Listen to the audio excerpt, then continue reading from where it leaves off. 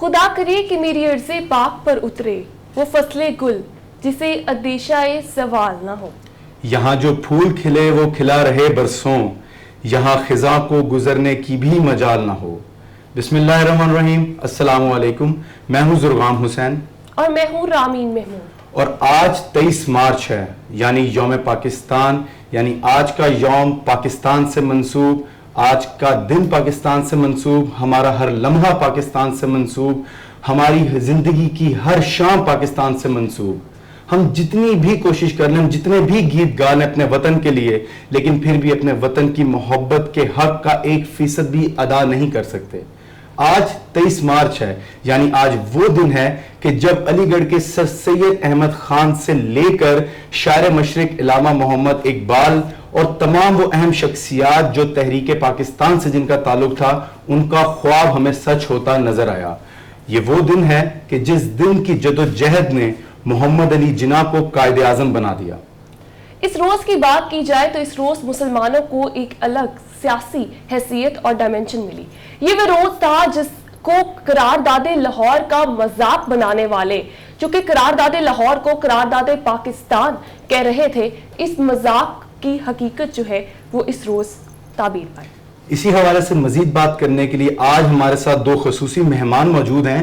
اور رامین کیا خیال ہے پھر کروائیں اپنے مہمانوں کا تعارف؟ اور سب سے پہلے میں اپنے مہمانوں کو اور تمام اپنے ویورز کو یوم پاکستان کی بہت بہت مبارکباد پیش کرتا ہوں. مبارکباد پیش کرتے ہیں you C P T V کی پوری ٹیم کی جانب سے. اور ہمارے جو مہمان ہیں، سب سے پہلے ہم بڑھتے ہیں میم سعدیہ کی طرف. میم سعدیہ جو ہے، اگر ان کی بات کی جائے، ان کا تعلق پنجاب گروپ آف کالجز سے ہے. اس کے علاوہ انہوں نے نوجوان نسل کے لیے جو کاوشیں کی ہے ادب میں، ان پہ ان کو صدارتی ایوارڈ سے بھی نوازا گیا. اور اس کے ساتھ ساتھ کالم نگاری، پاکستان کے جتنے بڑے ہمارے اخبارات ہیں ان میں کالم نگاری کا شرف بھی ان کو حاصل ہے. ادب سے ان کا تعلق ہے. ان سے آج ہم اقبال کی فلسفی کے حوالے سے بات کریں گے. اور اسی کے ساتھ ساتھ ہمارے ساتھ موجود ہیں ڈاکٹر قرار حیدر صاحب، جو کہ میرے پرسنل فیورٹ ہیں اور میرے ساتھ آپ ان کو کافی دفعہ پہلے دیکھ بھی چکے ہوں گے. تاریخ پہ ان کی بہت اہم نگاہ ہے اور تاریخ دان بھی ہیں، اور ساتھ ہی ساتھ ایکس آرمی آفیسر بھی ہیں اور یو سی پی کے اندر پروفیسر بھی ہیں. تو سر، سب سے پہلے میں آپ کو اور میم آپ کو ویلکم کرتا ہوں، اور آپ دونوں کو یوم پاکستان کی بہت بہت مبارک. پورے جہان کو مبارک. بالکل جی، پورے جہان کو. سر، سب سے پہلا سوال میں آپ سے کروں گا کہ تاریخ کے حوالے سے پہلا سوال ہے کہ سر، تاریخ پاکستان کا پس منظر کیا ہے؟ ہمیں آج صرف یہ پتہ لگتا ہے کہ 1940 23 مارچ 1940 کو یہ منظور ہوئی، لیکن اس کا جو سلسلہ ہے وہ 1-2 روز یا 2-3 سال سے نہیں، کافی پہلے سے ہے. تو میں پس منظر آپ علی گڑھ تک اگر ہمیں لے جائیں آج ہمارے ناظرین کو. جی بالکل ایسے ہی. آپ کو یاد ہوگا سر سید، قائد اعظم اور علامہ اقبال، یہ تینوں شخصیات شروع میں، جس کو انگریزی میں کہتے ہیں they were nationalist Muslims. پھر جو ہی ہندوؤں کی چلاکیوں کا ان کو علم ہوا تو یہ مسلم نیشنلسٹ بن گئے. تو سر سید کا آپ نے ذکر کیا، یہ 1857 کی جنگ آزادی کے دوران مختلف عہدوں پر متمکن تھے. انہوں نے سوچا کہ مسلمانوں کی ذبح حالی کا سبب صرف اور صرف ایک ہے، اور وہ ہے تعلیم کا انحطاط، پیچھے ہونا. سو انہوں نے جب 1867 میں 1867 جب بنارس میں اردو ہندی جھگڑا ہوا تو سر سید، جو کہ پہلے کہا کرتے تھے کہ ہندوستان جو ہے اس میں بسنے والے مسلمان اور ہندو ایک خوبصورت دلہن کی 2 آنکھیں ہیں، لیکن 1867 کے اردو ہندی تنازع کے بعد انہوں نے یکسر اس چیز کو رد کر دیا اور یہ کہا کہ اب یہ دونوں قومیں اکٹھی نہیں رہ سکتی. 2 نیشن تھیوری انہوں نے پیش کر دی تھی وہاں پہ. اور سر، قائد اعظم کو بھی پہلے اتحادی کہا جاتا تھا، ہندو مسلم اتحادی کے طور پر ان کو سفیر بھی کہا گیا تھا. تو وہ کیا واقعہ تھا قائد اعظم کے ساتھ کہ ان کو ایک علیحدہ مملکت کے لیے مجبور کر دیا گیا کہ وہ سوچیں اس چیز کے اوپر بھی؟ جی بالکل. سر سید سے آپ ایک دم قائد اعظم پہ کیونکہ آپ نے وہ مثال ملا دی تھی بات کہ وہ بھی ہاری تھے. میں بھی جمپ کرتا ہوں تاریخ کے. اور ابھی ہم دوبارہ واپس جائیں گے دوبارہ سر سید کی طرف. تاریخ میں پہلے بھی کہتا ہوں نا آپ کو، میم بھی جانتی ہیں، تاریخ ایک پینڈولم کی مانند بالکل ایسا ہی ہے، جو ماضی، حال اور مستقبل کے درمیان طے کرتی اور ملتی ہے، ماضی سے بھی ملتی ہے اور حال سے بھی ملتی ہے. سو قائد اعظم جو کہ 1906 میں دادا بھائی نوروجی، جو اس وقت کانگریس کے، انڈین نیشنل کانگریس کے صدر تھے اور پارسی تھے, ان کے پرسنل سیکرٹری تھے. اسی کے ساتھ انہوں نے انڈین نیشنل کانگریس جوائن کی. لیکن دیکھیے گا قائد اعظم دل سے ابھی بھی مسلمانوں کی طرف تھے. کیسے کہ جو سب سے پہلے انہوں نے جو بل پیش کیا امپیریل لیجسلیٹو اسمبلی میں جب 1909 میں ممبر بنے, تو وہ تھا وقف الاولاد, یعنی جو مسلمان جو فوت ہوگا اس کی جو جائیداد ہوگی بحق سرکار, جیسے ڈلہوزی نے کیا تھا, وہ تھا ڈاکٹرین آف لیپس, بہت لمبا ہو جائے گا, اس کے تحت وہ جائیداد ضبط کر لیتے تھے. ٹھیک ہے. قائد اعظم کا نہیں, مسلمان اگر بے اولاد میں مرے گا, اگر اس کی کوئی بیٹا نہیں ہوگا, تو اس کی جو جائیداد ہوگی, اس کا جو ترکہ ہوگا, وہ ہمارے یہاں مساجد ہیں اور ایسے دینی ایسے چیزیں ہیں جن کو وہ کر دیا جائے گا, تفویض کر دیا جائے گا. سو قائد اعظم نے, ابھی آپ پوچھ رہے ہیں کہ پہلے ان کو ملا جو خطاب ملا سفیر, جی سفیر بالکل ہندو مسلم اتحاد, یہ 1916 میں لکھنؤ پیکٹ ہوا, جس کو میثاق لکھنؤ بھی کہتے ہیں. میثاق دو ہی مشہور ہیں پورے زمانے میں, ایک میثاق مدینہ اور ایک میثاق جو آقا دو جہان نے کیا, بالکل ایسا ہی, اور ایک میثاق لکھنؤ. میثاق لکھنؤ میں ایک ہندوستان کی بڑی مارکت العرب معتبر شخصیت تھی جن کا نام تھا سروجنی نائڈو. وہ انگریزی میں پوئٹری کرتی تھی. انہوں نے قائد اعظم کو بالکل ان کوششوں کی وجہ سے, کاوشوں کی وجہ سے اردو مسلمان ہند اتحاد کا لمبردار کہا, and he was called ambassador of Hindu Muslim unity. لیکن 1920 میں ناگپور کے مقام پہ دونوں جو پارٹیاں تھیں ان کا اجلاس ہو رہا تھا, تو گاندھی جو کہ نئے نئے تشریف لائے تھے ساؤتھ افریقہ سے, جب یہاں آئے تو ان کو ایک پلیٹ فارم چاہیے تھا اپنے آپ کو متعارف کروانے کے لیے. ان دنوں مسلمان علی برادران کے تحت خلافت موومنٹ زوروں پہ تھی. گاندھی نے اپنا جو وزن تھا اس پلڑے میں ڈالا, اور 1920 میں ایک مقام آیا کہ جب قائد اعظم کے بولنے کی باری آئی تو لوگوں نے, جو کانگریس کے وہاں لوگ بیٹھے تھے, انہوں نے قائد اعظم کو چپ کروانا چاہا. اچھا. کیونکہ قائد اعظم نے کہا مسٹر گاندھی, لوگوں نے کہا کال ہم باپو, مہاتما گاندھی نے کہا نو آئی کال ہم مسٹر گاندھی. تو اس وقت انہوں نے جب بولا تو قائد اعظم نے اپنی تقریر مکمل کی, دبانا چاہ رہے تھے جی, اور آخر میں انہوں نے کہا, جو کہ آپ کی بات کا جواب بھی ہوگا, انہوں نے کہا کہ آپ مجھے چپ کروانا چاہتے, میں چپ نہیں رہوں گا. مسٹر گاندھی یاد رکھیے گا, آپ کا راستہ تباہی کا راستہ ہے, میرا راستہ آئین کا اور قانون کا راستہ ہے. آج سے میری اور کانگریس کی راہیں جدا ہیں. Today is the parting of the ways between me and Congress. اس طریقے سے قائد اعظم آہستہ آہستہ مائل ہوتے چلے گئے. آپ نے آئین کی بات کی اور میں یہاں پر ایک خاص فیکٹ بتاتا چلوں کہ قائد اعظم, اور آپ مجھے بتائیے گا کہ میں صحیح ہوں یا غلط, کہ قائد اعظم وہ واحد لیڈر ہیں کہ جو آج تک کبھی جیل نہیں گئے, اور کیونکہ وہ آئین کے مطابق کام کرتے تھے اور کوئی آئین سے ہٹ کر وہ کام نہیں کرتے تھے. سر واپس چلتے ہیں سر سید احمد خان کی طرف دوبارہ, کہ سر سید احمد خان نے ٹو نیشن تھیوری پیش کی. اس کے بعد جب وہ اس جہان سے کوچ کر گئے, اس کے بعد ان کا وہ علم کس نے بلند کیا قائد اعظم سے پہلے؟ جی بالکل ٹھیک ہے. 1898 میں سر سید کا انتقال ہو گیا. 1817 میں ان کی پیدائش ہوئی تھی, تو 98 میں ان کا 81 سال کی عمر میں انتقال ہو گیا. لیکن وہ اتنی مضبوط, محکم, مستحکم بیس فراہم کر گئے تھے, بنیاد فراہم کر گئے تھے. ابھی کوئی بھی آتا ایک ایک اینٹ لگاتا جاتا اور پاکستان بنتا چلا جاتا. لیکن پھر بھی اگر آپ نے کہا تو اگلی اینٹ کس نے لگائی؟ جی بتاتا چلوں آپ کو. 1906 میں مسلم وفد جو کہ 35 افراد پر مشتمل تھا اور جس کی باغ ڈور تھی, جس کی لیڈرشپ تھی, وہ آغا خان سیوم, فارسی میں سیوم کہتے ہیں, اردو میں سوئم کہتے ہیں, آغا خان دا تھرڈ, ٹھیک ہے, ان کے حوالے تھی. ان لوگوں نے لارڈ منٹو پہ جا کے بات چیت کی. وہ شملہ میں ان دنوں گرمیوں کا زمانہ تھا, وہاں مقیم تھے وہاں کی, اور ایک بہت بڑا انہوں نے ایک مسلمانوں کا جو بنیادی مطالبہ تھا اس کو تسلیم کروایا, جداگانہ طریقہ انتخاب. کیونکہ ہندو ایک بڑے سمندر کے مانند تھے, اس میں مسلمان اپنی شخصیت کھو دیتے. لہٰذا انہوں نے کہا کہ مسلمان جو کینڈیڈیٹ ہوگا, جو امیدوار ہوگا کسی بھی حلقے سے, اس حلقے کے مسلمان اس کو ووٹ دیں گے اور وہ اہل ہوگا مسلمان ووٹوں کی بنیاد کے اوپر. میجورٹی اس کو ووٹ نہیں دے گی, میجورٹی میں اتنے زیادہ تھے کبھی مسلمان منتخب بھی نہ ہوتا. لہٰذا لارڈ منٹو نے انہوں نے جو تھا کیا کہتے ہیں مان لیا اس مطالبے کو. 1909 میں منٹو مولے ریفارم جو آئیں اس میں اس کو باقاعدہ ایک شکل دے دی گئی. تو یہ سر آغا خان تھے اور وہ لوگ تھے. اسی کی بنیاد پہ 1906 میں دسمبر 30 میں سر سلیم اللہ کے گھر پہ ڈھاکہ میں آل انڈیا مسلم لیگ کا قیام عمل میں آیا. تو یہ پوری سر سید تو ایک بہت معتبر شخصیت ہے نا, ایک بڑی عجیب قسم کی شخصیت ہے جو کہ گروہ پہ بھاری تھے. تو یہ گروہ بعد میں آ گیا, اکیلی شخصیت چلے گی. اور اگر ہم یہ کہیں کہ سر سید احمد خان نے بھی اس ملک کا خواب دیکھا تھا تو وہ غلط نہیں ہوگا. پہلے جو ہے بالکل ہم نے تاریخ کی تو بات کی زرگام, اب بڑھتے ہیں. جس طرح ابھی قرار صاحب نے بھی مینشن کیا پہلے کہ جو علامہ اقبال تھے وہ یہ کہا کرتے تھے کہ ایک خوبصورت دلہن کی دو آنکھیں ہیں, مسلمان اور ہندو, لیکن وقت کے ساتھ ساتھ ان کی جو فکر ہے اس میں تبدیلی آئی. تو میم میں آپ سے پوچھنا چاہوں گی کہ یہ تبدیلی کس طرح سے آئی, اور اگر آ سکتی ہے تو اس کو ایکسیپٹ کرنا کس حد تک اہم ہے؟ بہت خوبصورت سوال آپ نے کیا ہے. جو دلہن کی دو آنکھیں ہیں وہ تو جہاں تک مجھے یاد ہے سر سید کہتے تھے.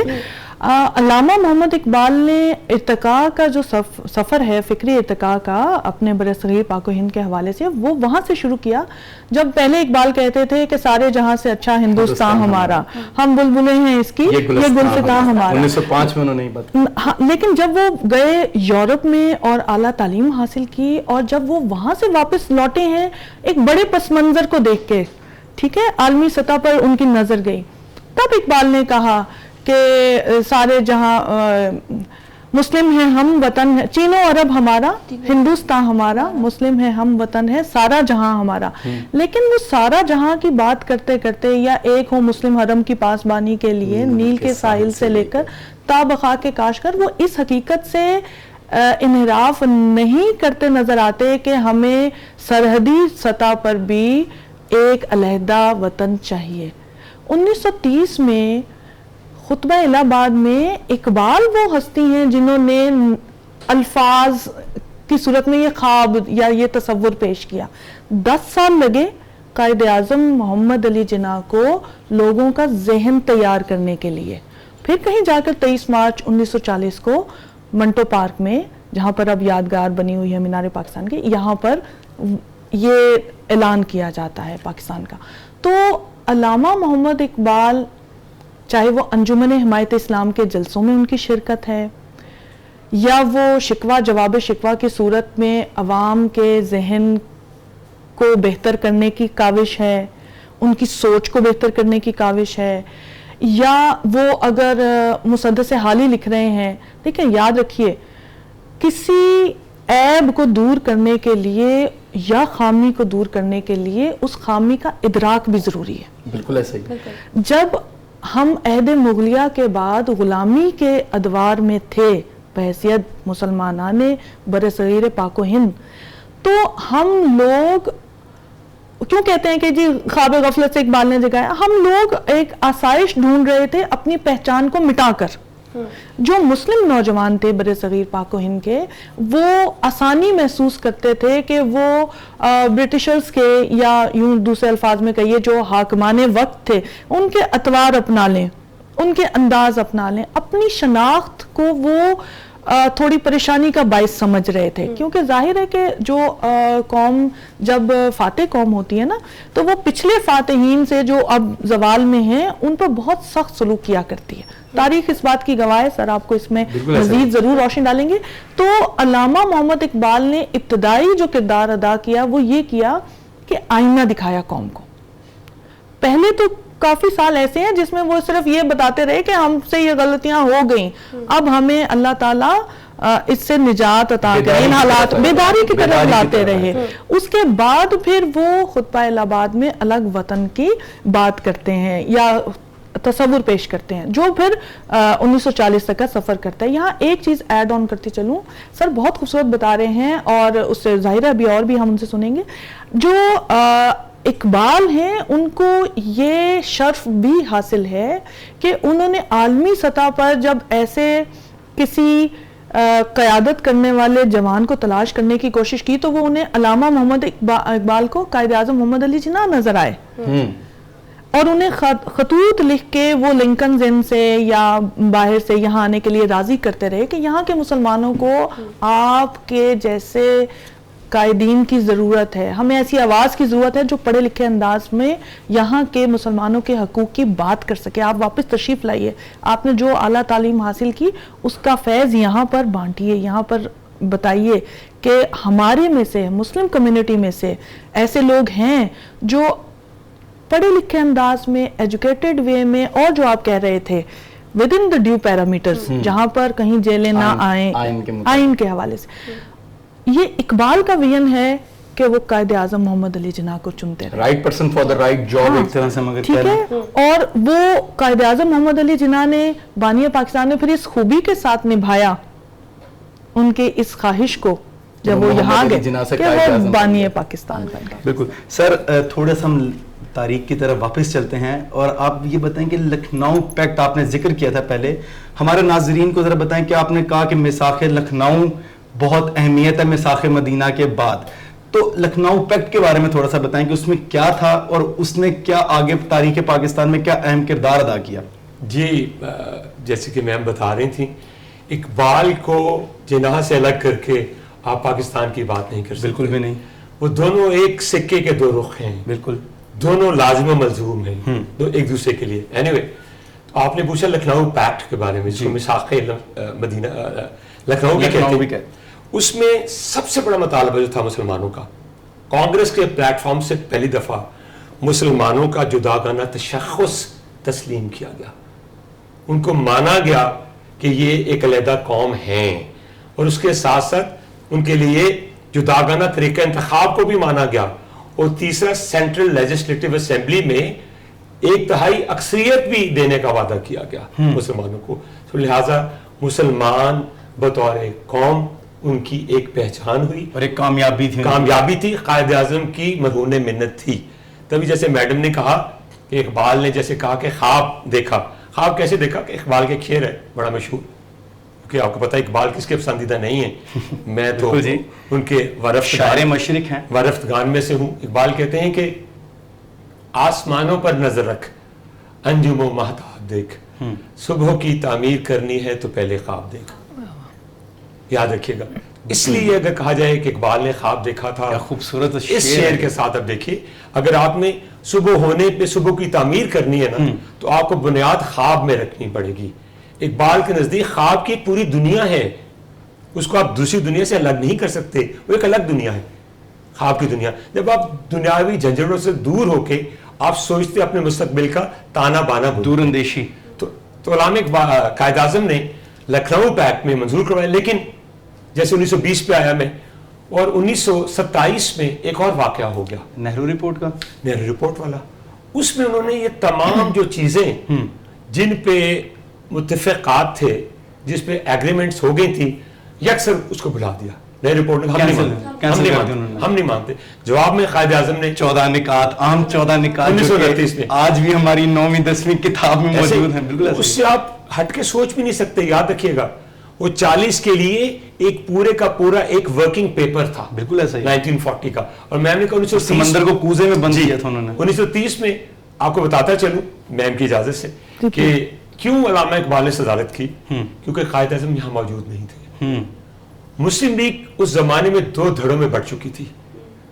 سامن کمیشن کے بعد, نہرو رپورٹ کے بعد, ایک تھا سر شفیع لیگ جو کہ پنجاب کے تھے, سر شفیع لیگ بن گئی, ایک بن گئی جناح لیگ. قائد اعظم انگلستان چلے گئے, انہوں نے واپس نہ آنے کا ارادہ کیا. جیسے میم نے کہا, خطوط 1934 میں اقبال نے ان کو لکھا واپس آئے, اور واپس آ کے اگر آپ مجھے اجازت دیں تو 3 چیزیں وہاں ہوئیں. وقت ہے اتنا؟ جی ضرور سر, آج کے دن وقت ہی وقت ہے, کیونکہ آج ہم جتنا کچھ کور نہیں, میم کا بھی تو وقت بہت اہم ہے نا, اس لیے میں میم کا وقت نہیں لینا چاہتا. 1934 میں جو اجلاس ہوا قائد اعظم کے آنے کے بعد, جب انہوں نے سکونت ترک کی, انگلستان کی, واپس آئے, تو انہوں نے آ کے لکھنؤ کے مقام پہ مسلم لیگ کے مردہ گھوڑے میں ایک نئی روح پھونکی. وہاں 3-4 چیزیں ہوئیں جو آپ کو بتاتا چلوں. پہلے یہ ہوا کہ قائد اعظم نے, محمد علی جناح تھے اب تک, انہوں نے پہلی دفعہ شیروانی زیب تن کی, اچکن بھی جس کو کہتے ہیں, اچکن جی. اور میاں محمد بشیر نے سب سے پہلے وہ نظم پڑھی, ملت کا پاسباں ہے محمد علی جناح, اور ملت ہے جسم جاں ہے محمد علی جناح, اور لگتا ہے ٹھیک جا کے نشانے پہ جس کا تیر, ایسی کڑی کماں ہے محمد علی جناح. کیا بات. اور پہلی دفعہ قائد اعظم نے نواب اسماعیل خان کی ٹوپی انہوں نے ان کے سر پہ رکھی جو کہ بعد میں جناح کیپ کھلانا شروع ہو گئی. جناح کیپ جس کو وہ آج بھی جناح کیپ کے نام سے ہی مشہور ہے. اور چوتھی چیز قائد اعظم کو قائد اعظم کا خطاب دیا گیا. تو یہ 34 کا جو اجلاس ہے نا آل انڈیا مسلم لیگ کا جو اکٹھی ہوئی, اصل میں یہ اقبال ہی کا مرہون منت ہے. اور اقبال نے 36 سے 37 میں مئی 1936 میں نومبر 1937 میں قائد اعظم کو تقریباً 12 خطوط لکھے. کوئی کتابیں کہتی ہیں 13, کوئی کہتی ہیں 11, چلیں ہم درمیان میں 12 لے لیتے ہیں. سر 1936 کی طرف آئیں گے, لیکن 1935 میں ایک بہت اہم واقعہ تھا, وہ بھی ہم آپ سے بات کریں گے, لیکن اس سے پہلے میم کی طرف جائیں گے. ضرور کیجئے. بالکل, ابھی بات کی میں نے بہت اہم واقعات کے حوالے سے, مزید ان 10 سالوں کا بھی آپ نے ذکر کیا, تو اس میں کچھ ایسے واقعات, اور پھر آپ بات کر رہی تھی کہ پہلے ہم جب بات کر رہے تھے کہ فکر کی تبدیلی بھی ہوتی ہے, اور اس کے ساتھ ساتھ آج ہم کہتے ہیں کہ ہمارے پاس وہ اس طرح کے قائد نہیں ہے یا وہ چیزیں نہیں ہیں, تو کس طرح ادب کے ذریعے اور فکر کے ذریعے ہم چیزوں کو دیکھو بیٹا, قائد اعظم تو ایک ہی تھے, بالکل ایسے, اور علامہ محمد اقبال بھی اپنی مثال آپ ہیں, لیکن نہ قائد اعظم کے ویژن میں کوئی تبدیلی ہمارے پاس موجود ہے. ایسی نابغہ روزگار شخصیات موجود ہیں, جیسے سر بیٹھے ہیں بات کریں, قائد اعظم کے ویژن کو کھول کھول کر بیان کر رہے ہیں. ہمارے پاس افکار اقبال آج بھی موجود ہیں. نہ فکر اقبال ہم سے چھینی, نہ قائد اعظم کا ویژن. اسلامی جمہوریہ پاکستان میں ترقی کے لیے وہ بنیاد یہ ہمارے قائدین دے گئے ہیں ہمیں. اگر آج بھی ہم ان کا پرچار کریں, ان کو اپنے لیے مشعل راہ بنائیں, تو کوئی وجہ نہیں ہے کہ آج کا نوجوان کل کا قائد نہ بن سکے. ٹھیک ہے, اور یہ یاد رکھیں, جی اقبال نے کہا تھا نا, کل تک تو تھیں پیش نظر فرشتوں کی ادائیں, تو آئینہ ایام میں آج اپنی ادا دیکھ. تو وہ لوگ خود یہ کہہ گئے کہ آپ آئینہ ایام میں اپنی ادا دیکھ کر سنواریے. ٹھیک ہے, کہیں یہ خلیج قائم کرنے کا کسی نے کوئی انڈیا نہیں دیا کہ بس ہمارے بعد آپ نے آگے نہیں بڑھنا ہے, بلکہ وہ تو مطلب اقبال تو نگہ بلند سخن دل نواز جہاں پرسوز, یہی ہے رخت سفر میرے کارواں کے لیے, آج کے میرے کارواں کے لیے بتا کے گئے ہیں. ٹھیک ہے نا, وہ خود تو تھے کہ کن چیزوں پر آپ نے میرے کارواں بننا ہے, اب ہمیں کشتی دے گے اس کو چلانا ہم نے. بالکل ایسا ہی ہے. تو وہ فکر موجود ہے, وہ ویژن موجود ہے, وہ تاریخ دان موجود ہیں, وہ تاریخ کی باتیں بتانے والے موجود ہیں. تو اس لیے ہمیں اپنے آج اور اپنے کل سے مایوس ہونے کی قطعاً کوئی ضرورت نہیں ہے. اور مایوسی ویسے بھی گناہ ہے. بالکل. ہم لوگ ایک اور بات بھی ہم کر رہے تھے کہ لیٹرز کے ذریعے ان کو واپس بلایا گیا جب قائد اعظم اپنا انگلستان چلے گئے. تو آج بھی ہم یہ چیز دیکھتے ہیں, اگر ہم اس کو ریلیٹ کریں کہ جو باہر پڑھنے چلا جاتا ہے وہ یہی تصور کر کے جاتا ہے کہ اس نے واپس پاکستان نہیں آنا. تو اس کو کس طرح ہم لوگ, دیکھو بیٹا, بڑا خوبصورت اور باریک سوال آپ نے کیا ہے. یہاں پر وہ کانسیپٹ ویلیو کرتا ہے ہمیں جو اقبال دے رہے ہیں مسلم خواتین کے لیے. مجھ سے اکثر سر یونیورسٹیوں میں جب میں جاتی ہوں لیکچرز کے لیے, تو یوتھ میں سے سوال کرتی ہے, جی خاص طور پہ بیٹیاں سوال کرتی ہیں کہ اقبال نے جی خواتین کے لیے کیا کہا. حقیقت یہ ہے جسے ماننے سے مجھے کوئی عار نہیں ہے, اقبال, علامہ محمد اقبال نے خواتین کے لیے عمومیت کا ہی تصور پیش کیا ہے کہ گھر کی ماں, کیوں آپ کو جو فاتحین نصیب ہو رہے ہیں تاریخ میں, آپ تاریخ کے اور آگ کو پلٹیے, دیکھیے ان کا کریڈٹ ان کی شخصیت بنانے کا, تعمیر شخصیت کا ان کے والدین کو جاتا ہے, خاص طور پہ والدہ کو جاتا ہے, کیونکہ آپ کی ماں آپ کے اندر وہ جری فطرت بنا دیتی ہے. اور بالکل ٹھیک ہے. پھر آپ دیکھیے کہ جتنے بڑے لوگ ہیں ان کی والدہ کا وہ اعتراف کرتے ہیں. خود اقبال نے بھی کیا نا, جب ان کی والدہ کی وفات ہوئی تو انہوں نے اپنی ماں کے لیے مرثیہ لکھا, اور خدا تیری لحد پہ شبنم افشانی کرے. تو مطلب یہ کہ اقبال نے اپنے تمام تر کلام میں اور اپنے جو ان کی reconstruction of religious thought in Islam, ان کے جو لیکچرز ہیں, ان سب میں جہاں کہیں بہت کم لیکن جہاں کہیں خواتین کی مسلم امہ میں عورت کی بات کی ہے تو عمومیت کا ہی ذکر کیا ہے. اور آپ کے سوال کا جواب یہ ہے کہ ماں سکھائے گی. पहली दर्सगाह होती है, पहली दरसगाह होती बिल्कुल ऐसे है, ही। बड़ी अहम और ये तब सिखाएगी कब, जब वो पढ़ी लिखी होगी। बिल्कुल ऐसे ही है। तो हम लोग अपनी औलाद को पढ़ाते हुए, उनकी शख्सियत की तकमील करते हुए, उन्हें अब्रॉड हायर स्टडीज के लिए भेजते हुए जब ये बुनियाद रख चुके होंगे ना कि आपने इस कौम को सर्व करना है, वापस इस आकर इस सर्व धरती करना। का कर्ज है आपकी जान पर, आपने यहाँ आना है और बिल्कुल। इसके उतारना लिए है, काम इस करना कर्ज को है। उतारना है। वो जो हमने अपनी जान पर रखा, अब हम आपकी जान पर रखते हैं। इस धरती का आपने कर्ज उतारना है, इसकी खिदमत करनी है, तो फिर लोग जाएंगे, पढ़ेंगे और वापस आके सर्व करेंगे। बिल्कुल जी सर, ये हो गई आज की बात कि हम आज एक बेहतर कौम कैसे बन सकते हैं। हम तारीख पे दोबारा चलते हैं सर। 1906 में मुस्लिम लीग बनती है, 1920 में कायद आज़म उसमें शमूलियत इख्तियार कर लेते हैं, बल्कि 1913 में उन्होंने शमूलियत इख्तियार की थी, 20 में कांग्रेस छोड़कर वो आए थे। 1935 में इलेक्शंस होते हैं और उसमें मुस्लिम लीग को बिल्कुल, ये कहना गलत नहीं होगा कि बहुत बुरी तरह शिकस्त हुई थी उसमें 1935 में। तो 1935 के उन इलेक्शंस के बारे में सर जरा आप कुछ बता सकें।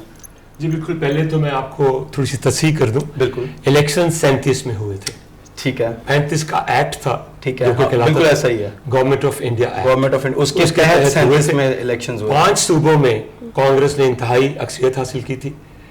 6ठे सूबे में जो कि NWFP था पहले, आजकल खैबर पख्तूनख्वा। KPK, उसमें खुदाई खिदमतगार जो कि आजकल हैं वली खान के वालिद सरहदी गांधी भी जिनसे कहते थे, उनके साथ मिलकर उन्होंने मखलूत हुकूमत बनाई थी। ठीक है, 7 सूबों में कांग्रेस ने 11 में से बना ली हुकूमत, और उसमें उन्होंने इतने मजालिम किए कि 37 जुलाई में, अगर मेरी याददाश्त सही काम कर रही है, 37 जुलाई में वो वजारतें उनको मिली, और 39 में जब दूसरी जंग अजीम का इजरा हुआ तो नवंबर में उन्होंने छोड़ दी।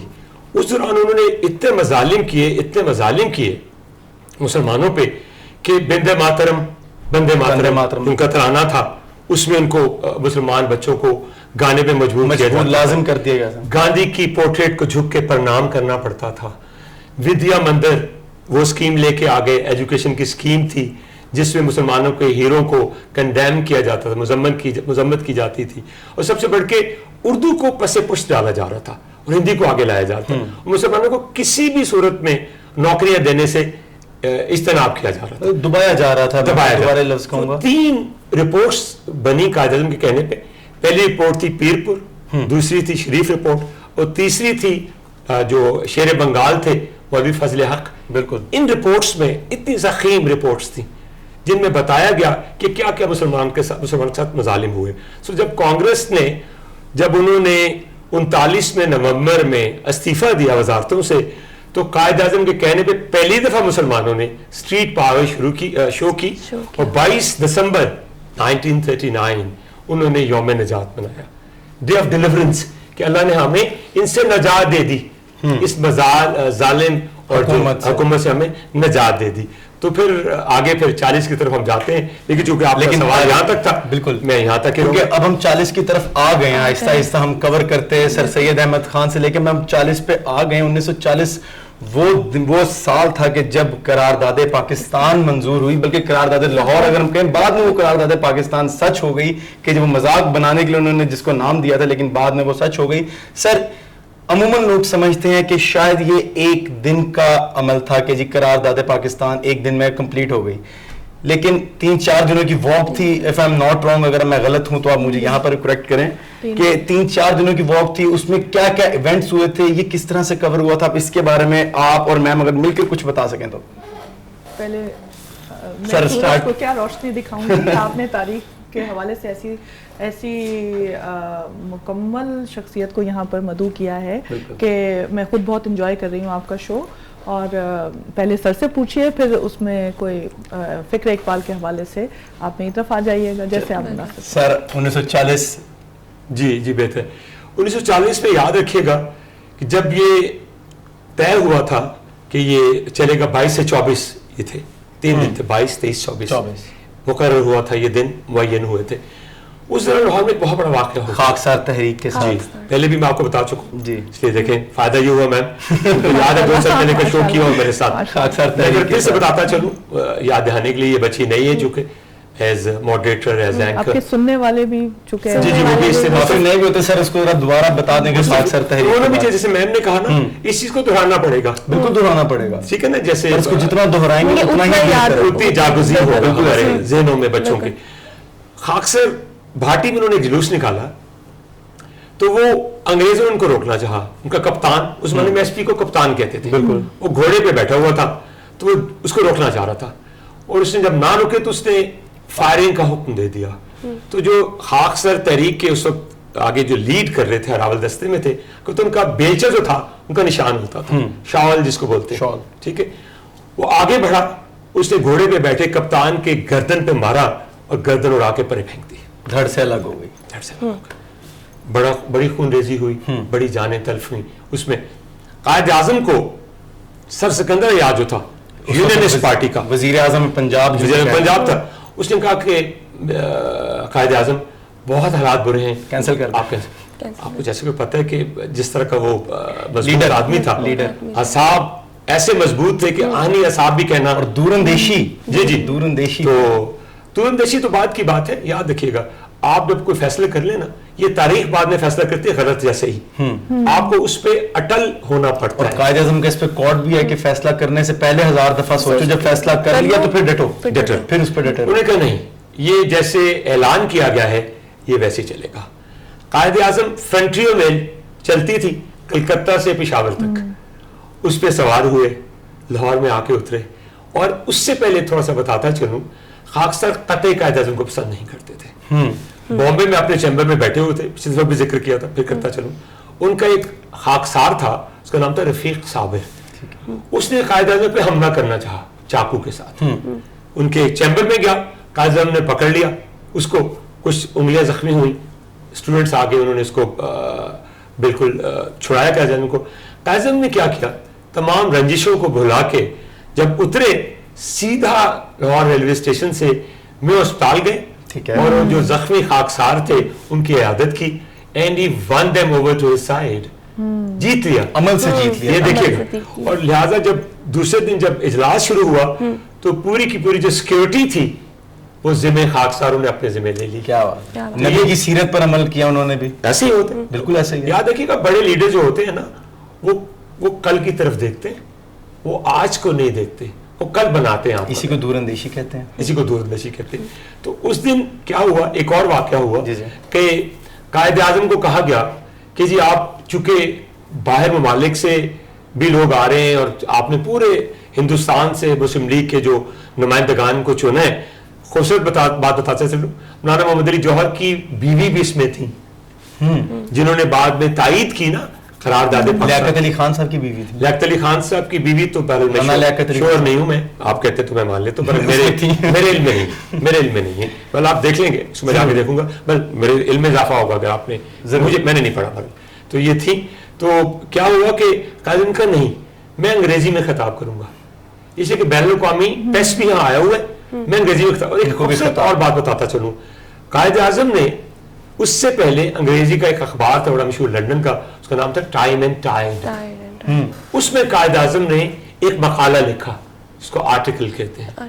اس مقالے میں انہوں نے لکھا کہ ہندوستان کو آپ کمیونل پرابلم مت کہیں, یہ انٹرنیشنل پرابلم ہے. یہ دو قومیں ہیں, یہ کوئی ایسا نہیں کمیونل پرابلم نہیں ہے, دو کمیونٹیز نہیں ہیں. اپنے جلسے میں بھی کہا تھا یہ بات. جی وہ بعد میں کہا, اسی کے تحت کہا, اسی کے تحت. یہ اکتوبر میں انہوں نے یہ مقالہ لکھا, سوری جنوری میں لکھا, فیبرری میں شائع ہوا.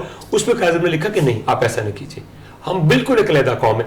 لہٰذا انہوں نے آلریڈی جو اسپیڈ ورک تھا وہ کر لیا ہوا تھا لندن کے اخبار میں لکھ کے. اور جب قائد اعظم نے جب خطاب کیا انگریزی میں, تو جب ختم ہوا میں اجلاس, جو باہر نکل رہے تھے تو گارڈین کی ایک نمائندہ تھی, وہ کور کرنے کے لیے آئی ہوئی تھی. تو اس نے دیکھا کہ ایک چھابڑی والا ہے, وہ زارو قطار رو رہا ہے. تو اس نے ایک, آپ جیسے دونوں بچے بیٹھے پڑھے لکھے بچے, ان سے پوچھا جن کو انگریزی آتی تھی. انہوں نے کہا کہ تقریر تو انگریزی میں تھی, اس کو تو سمجھ میں نہیں آئی ہوگی, یہ کیوں رو رہا ہے, وائی از ہی کرائنگ. تو جب بندے نے پوچھا تو اس نے روتے ہوئے کہا کہ میں ایک چیز جانتا ہوں, جو کچھ انہوں نے کہا سچ اور صرف سچ کہا. کیا بات ہے. تو یہ عقیدہ ہوتا ہے, یہ اعتماد ہوتا ہے, یہ اس میں جذبہ ہوتا ہے. جذبہ ہوتا ہے. تو یہ تو سر قائد اعظم کی میں آپ سے لاسٹ تھوڑا سا قائد اعظم کی سپیچ کے بارے میں پوچھوں گا, پھر ہم میم کی طرف چلیں گے کہ قائد اعظم کی سپیچ جو انہوں نے بہت اہم تھی اور کافی زیادہ ہمیں سننے میں بھی ملتی ہے, بڑے اہم پہلو انہوں نے اجاگر کیے, ذرا اس تقریر کے اوپر ہیں کیونکہ صدارت بھی اس تحریک کی قائد اعظم نے ہی کی تھی, تو اس سپیچ کے اوپر جو 22 مارچ غالباً کی گئی تھی 22 مارچ کو, اس تقریر کے بارے میں ذرا ہمیں بتائیں, پھر 23 مارچ جو کہ قرارداد پاکستان, پھر ساتھ ہی آپ نے وہ بھی کور کیا. یہی آپ دونوں کے لیے بلکہ تمام بچے جو سن رہے ہیں اور اس حادثہ بھی سن رہے ہیں, میں اگرچہ تاریخ کا ادنا سا طالب علم ہوں کیونکہ میرا سبجیکٹ فزکس ہے لیکن تاریخ میرا شوق ہے, تو میں بتاتا چلوں کہ آپ ٹائم اینڈ ٹائڈ آرٹیکل ضرور پڑھیے گا. ضرور. وہ اسپیڈ ورک ہے, ٹھیک ہے, انہوں نے بنیادی جو نقطے تھے نا بیان کر دیے تھے. In other words, she had already conquered the British press. Already اس کو تسخیر کر چکے تھے. 2-3 نکات تھے اس میں. انہوں نے کہا دیکھیے کہ جہاں جہاں مسلمان اکثریت میں ہیں, وہی سر سید نے جو کہا تھا کہ 2 قومی نظریہ آپ نے حوالہ دیا, جہاں جہاں مسلمان اکثریت میں ہیں ان کو اس طریقے سے ایڈجسٹ کیا جائے, ٹیریٹوریل ارینجمنٹ, ری ارینجمنٹ کیا جائے کہ مسلمان اکثریتی علاقوں میں آ جائیں. اس کے لیے کیا تھا کہ ابھی آپ نے کہا کہ بار بار وہ بھی بتاتا چلوں کہ جی پہلے اس کو قرارداد لاہور کہا, قرارداد پاکستان, یہ بھی ایک وجہ ہے کیوں کہا گیا.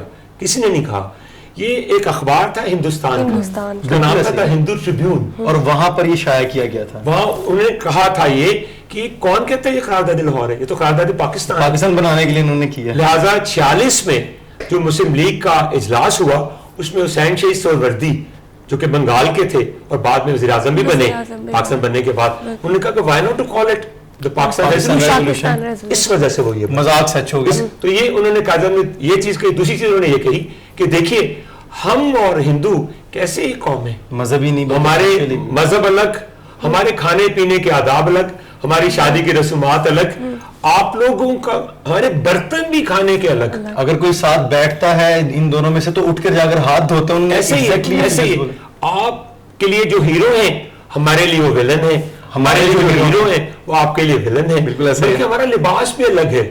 تو ہر لحاظ سے, جیسے یہاں اقبال کی بات میں آپ کی اجازت سے بتاتا چلوں, اقبال نے لکھا تھا کہ یاد رکھیے گا جب آپ نے علیحدہ مملکت بنانی ہو تو حب الوطنی کو جذبہ نہیں رکھتی. 3 چیزیں اہم ہوتی ہیں, عقیدہ یا ایمان یا یقین, دوسری چیز تہذیب یا آپ کا جو کلچر ہوتا ہے, سب سے بڑھ کے چیز آپ کی ٹریڈیشنل ہسٹوریکل ٹریڈیشنز. یہ تینوں چیزیں ہوں گی تو پھر آپ ایک نیا مملکت بنا سکتے ہیں, ادروائز آپ نہیں بنا سکتے. اچھا, ہم کالم نگاری کے حوالے سے بات کریں. ابھی ٹائم اینڈ ٹائڈ کی بھی آپ نے بات کی کہ اس میں انہوں نے آرٹیکل پبلش کیا, تو میڈیا کی جو اہمیت ہے اس کے حوالے سے میں آپ سے پوچھنا چاہوں گی, کیونکہ آپ اس وقت میڈیا کی اہمیت جو ہے, اور ابھی بھی کیونکہ آپ کالم نگاری بھی ساتھ ساتھ کرتی ہیں پاکستان کے بڑے اخبارات میں, تو کس طرح وہ جو آرٹیکل تھا وہ آگے جا کے اہمیت بنا پاکستان ریزولوشن کے اندر؟ اور میں آپ کی بات کا جواب بھی دوں گی, اور کوئی ایک اضافہ یا یوں کہہ لیں سر کی اجازت سے آپ کی بات کو آگے بڑھانا چاہوں گی. سر نے بڑے خوبصورت انداز میں بتایا کہ قائد اعظم محمد علی جناح نے ہاسپٹل میں جا کے خاکسار تحریک کے ان افراد کی خیریت معلوم کی جو انہیں اس سے پہلے پسند نہیں کرتے تھے. تو مجھے نا سر کی بات سنتے ہوئے یاد آ رہا تھا, علامہ محمد اقبال کہا کرتے تھے کہ ہو حلقہ یاراں تو بریشم کی طرح نرم, رزم حق و باطل ہو تو فولاد ہے مومن.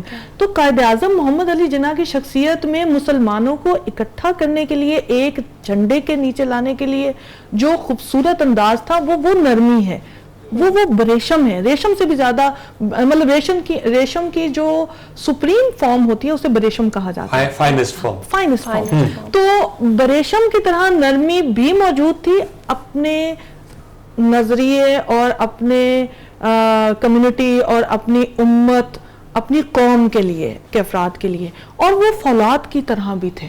ٹھیک ہے, ایک تو یہ بات. دوسری بات یہ کہ آپ نے جو کہا کہ اس وقت یہ آرٹیکل کس طرح سے اثر انداز کر رہا تھا اس وقت کے عالمی منظر نامے کو, تو دیکھیے بیٹا جو یہ ذرائع ابلاغ ہیں یہ عوام کی آواز بن جایا کرتے ہیں. جب آپ نے عوام کی سوچ کو متاثر کرنا ہے, کسی مخصوص راستے پہ چلانا ہے, تو اس میں بنیادی کردار ذرائع ابلاغ ادا کرتے ہیں. پروپیگنڈا ان دا पॉजिटिव सेंस और नेगेटिव. Negative sense.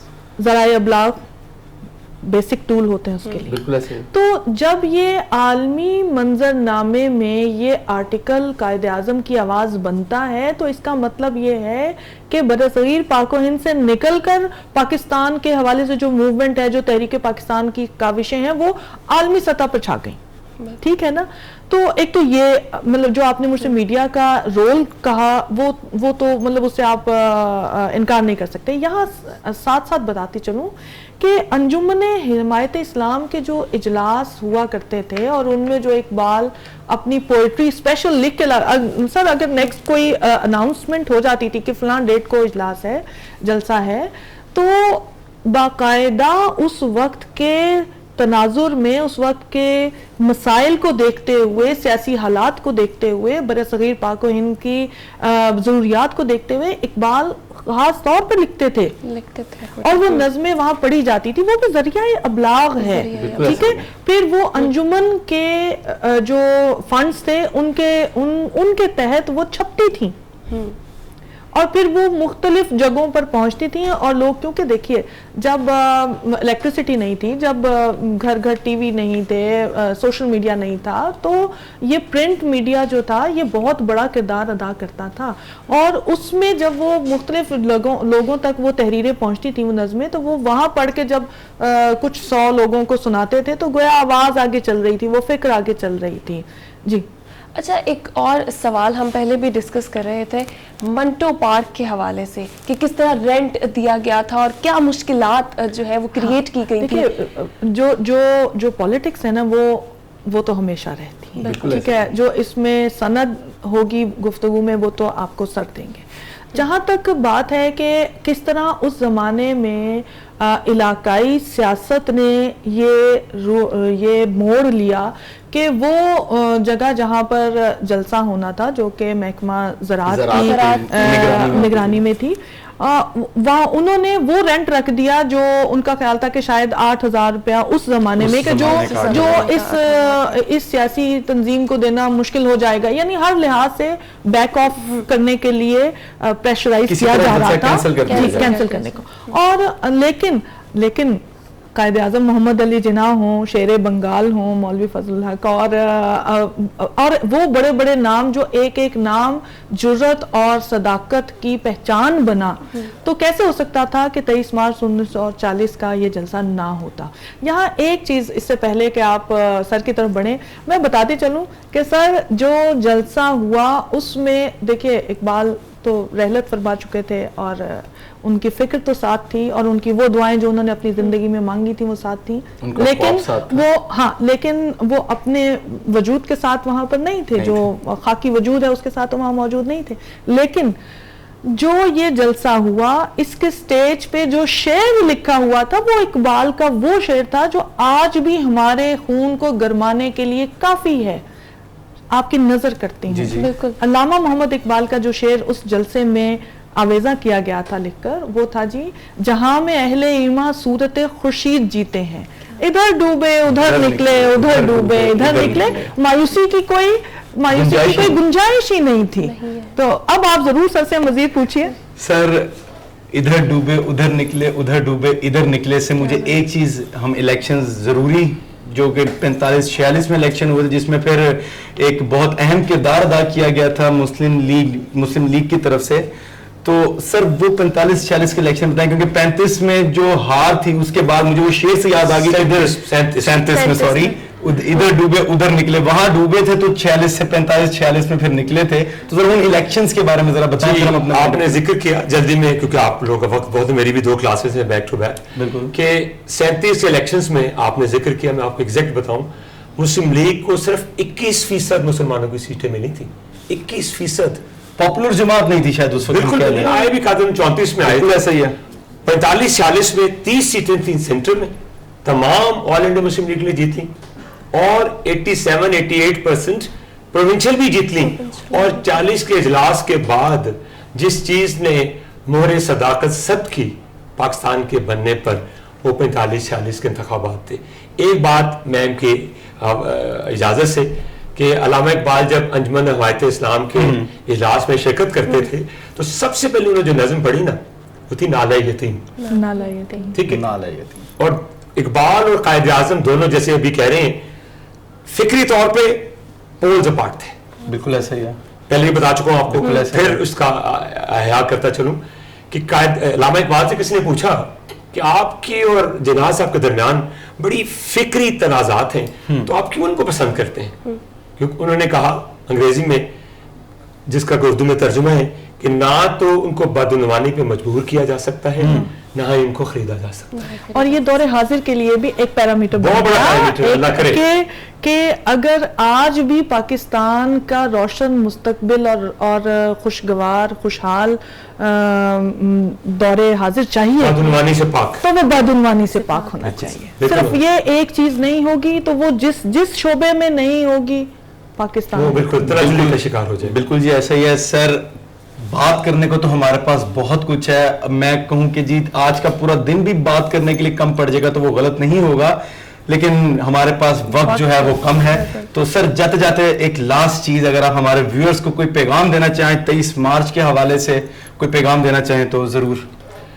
یہی کہوں گا جیسے میم نے کہا, زندہ قومیں ہمیشہ اپنے اسلاف کو, اپنے واقعات کو ہمیشہ موٹیویشن کے طور پہ استعمال کرتی ہیں. لہٰذا ضرور منائیے, آپ نئے زمانے کے لوگ ہیں, ضرور ویلنٹائن ڈے ضرور منائیے, ہم آپ کو نہیں روکتے کیونکہ سرخ گلاب تو ہر ایک کو پسند ہوتا ہے, آپ اس کو ضرور لہرائیے.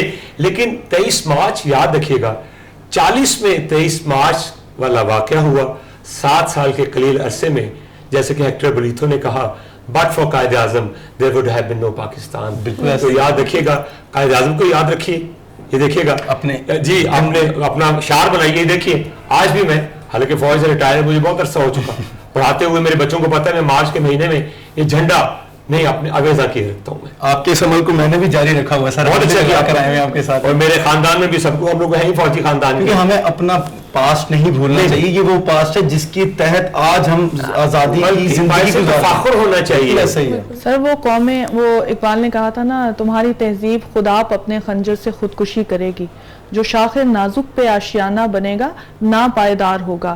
اگر ہم اپنے آپ کو بھلا دیں گے اہل مغرب کی تقلید میں, جیسا کہ آپ نے ابھی ذکر کیا ویلنٹائن کا, تو اہل مغرب کی تقلید میں اگر ہم اپنی پہچان بھلا دیں گے تو وہ ایک شاخ نازک رہ جائے گی, ہماری جڑیں تو ختم ہو جائیں گی. تو ہم کیسے سروائیو کر سکتے ہیں؟ بالکل صحیح کہا. بالکل جی ایسا ہی ہے. میم کا بھی پیغام ساتھ ساتھ آ گیا رامین, اور وقت کی جو ہے وہ قلت ہے ہمارے پاس. جاتے جاتے میں بھی ایک خاص بات بتاتا چلوں جو کہ میرا قائد اعظم کا پرسنل کوٹ ہے کہ do your duty and have faith in God, there is no power on earth that can undo Pakistan. تو جی بالکل ایسا ہی ہے. اور ہمیں جاتے جاتے ایک نعرہ ہو جائے زرکام, نعرے سے پہلے ذرا ہم پہلے وہ ہمارا میرا اور سر کا لازم ہوتا ہے شو کے پہ, لیکن جانے سے پہلے میں اپنے دونوں مہمانوں کا خصوصی شکریہ ادا کروں کہ آج کے دن کی مناسبت سے انہوں نے ہمارے ناظرین کو بہت اہم معلومات دی. تو سر اور میم بہت بہت شکریہ, اپنا قیمتی وقت نکالنے کے لیے بہت شکریہ آپ کا, بلانے کا شکریہ. تو سر پھر جاتے جاتے اپنی روایت برقرار رکھتے ہیں, جاتے جاتے ایک وہ نعرہ لگاتے ہیں جو ہر پاکستانی کے لوگوں کو گرما دیتا ہے, پاکستان زندہ باد. ملتے ہیں جی آپ سے اگلے پروگرام میں, تب تک کے لیے اپنا خیال رکھیے گا. اللہ حافظ.